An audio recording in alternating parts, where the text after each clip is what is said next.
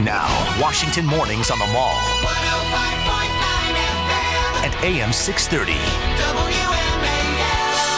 7:07. It's a Friday morning here in Washington, D.C. Brian Neiman, Brian Wilson. I guess is it already Friday afternoon in London? I guess it is. ABC's Alex Stone is there. Good morning, good afternoon, Alex. What is it, 12 o'clock there right now? Yeah, it's a little afternoon right now. Good afternoon to the Brian. All right, so last night, at least last night for us, we got to see Michael Phelps win yet another gold, his 20th medal overall, 16th gold, winning the 200 IM. Amazing stuff. Yeah, it really is. And now he says he may be getting a little emotional. Tonight is his last individual race of his career.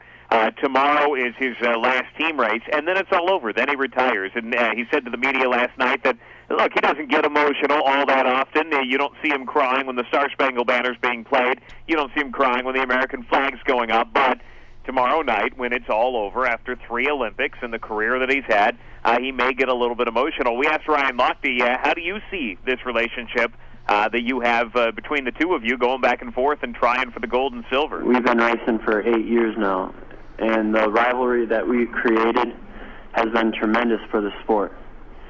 And our friendship that we've created also is awesome. You can see their buddy-buddy there, and yesterday Lochte taking the silver when Phelps took the gold in the 200-meter individual medley. Tonight, Phelps has the 100-meter butterfly. So what a career he's had, and it comes to a close tomorrow night for Phelps. Well, it sounds like Lotke's having a lot more fun than just the fun he's having at a swimming pool. Have you seen that story?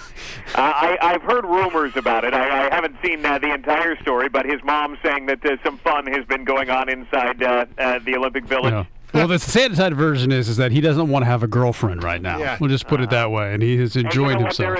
There's a lot that goes on inside the Olympic villages. No matter what Olympics that you're at, there's a reason why they hand out thousands and thousands of condoms for what's going to go on there. You know, it's a 2.5 week long dorm, and then everyone's young, they're good looking, they're all fit, things go on. He's an interesting dude, though, Lochte. He likes to wear the grills. You know the grills are, Wilson? Yeah, those the mouthpieces. Yeah, well, they're not mouthpieces. With the American flag on them. Yeah, with the American flag, but they're made out of diamonds. Yeah. But he was told he wasn't supposed to wear them, right? No, you haven't seen them on TV. You haven't seen them when he's been racing. The grills have been off, so it doesn't really give that all-American view of the Team USA, the swim team that they want. So no wearing the grill during the swim. All right, so I just am enamored with this young girl, this Gabby Douglas, the one they call the Flying Squirrel, the young girl. Yeah. She is just astonishing. Yeah, she is amazing and so young, and she has so much in front of her here, but already 2 golds this week. Yesterday in the individual all-around, earlier in the week in the team all-around, the one that they got for the first time since '96 in Atlanta. And yesterday it was quite an ending to it because nobody knew until the last second if it was going to be her or the Russian athlete that, as we were all watching here, they were within striking distance of each other. It all came down to the floor routine. And the Russian athlete did a beautiful floor routine as well, as did Gabby Douglas. And Douglas was staring at the scoreboard, the Russian athlete staring at the scoreboard, everybody in the arena. And then it came across, and Douglas won by a fraction of a point. It was a hair that she won by. She immediately started jumping up and down, waving to her friends and family in the stands. They were holding up American flags and celebrating. The Russian athlete gymnast, she went running off sobbing. She was mortified by what she had seen, even though she got the silver, but she wanted the gold, and Gabby Douglas got it. It was a very good moment for the USA. We're talking with ABC's Alex Stone, who's live in London for the Olympics. So the U.S. basketball team beat Nigeria 156-73. Yeah, they're not throwing the games, right? Yeah, they're not throwing. You can tell they're really going out there and playing. Are they? There's a little bit of pushback here in the United States that they ran up the score. Is there any talk about that there in London?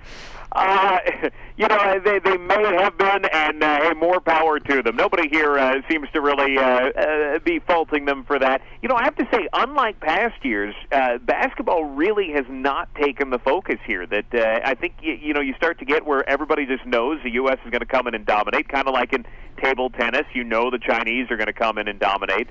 In past years in China, it was a much bigger deal because you had Yao Ming on the Chinese team, and they were going back and forth. And it was the whole could they end up losing again like they had in Athens? Yeah. I think where they Athens surprisingly lost. So it was there were so many questions there. Here it's just it's become a given that Team USA, nobody can beat them, and they're just going to continue winning. But they do have some tough games coming up. Spain, they've got Lithuania next, so they've got some toughies coming up. But Nigeria obviously was not all that. What do the Brits care most about? Obviously, they love soccer and football, but I mean, besides that, what are they following the most closely?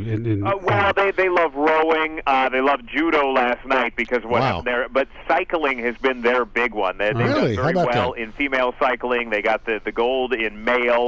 And it was Bradley Wiggins, the Tour de France winner, who won again. So they've really been focused in on cycling, something that's not all that big for Team USA. Now, the medal count, the United States is at top of the leaderboard, and it's basically the U.S. and China, right? Yeah, because yesterday when we talked, we were behind in the gold count, and we were somewhat equal on the overall, but I just want to make sure my numbers are still correct here. Let me pull up the latest that... right now, we are pretty far ahead in the gold count. No, and the golds were equal, 18-18, but pretty far ahead in the overall. We've got 37 overall. The closest to us is China at 34.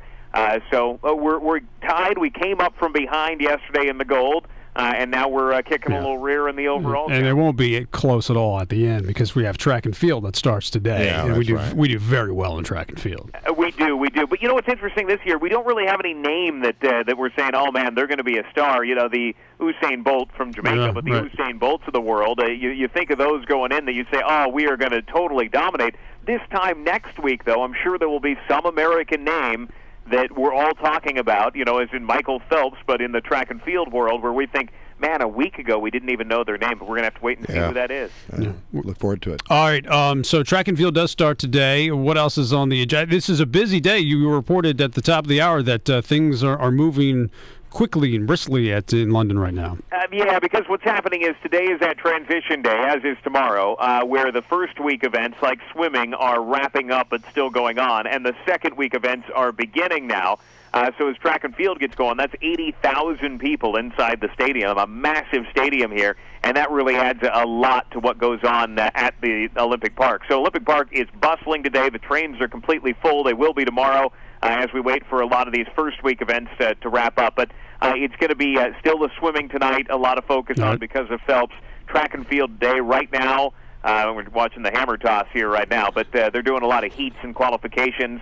And then tonight, some of the gold medal rounds will get underway there. So they're not wasting any time in athletics. First day, and we're going to have gold handed out tonight. All right, we'll talk to you Monday. Enjoy the weekend. ABC's Alex Stone live at the Olympics in London. He was mentioned Michael Phelps not tearing up when the national anthem plays. Right. I don't see how he does it because I'm a sap nowadays. I must be getting soft because every time especially when there's when it's an individual sport, like the woman, I don't even know what her name was or what her name is.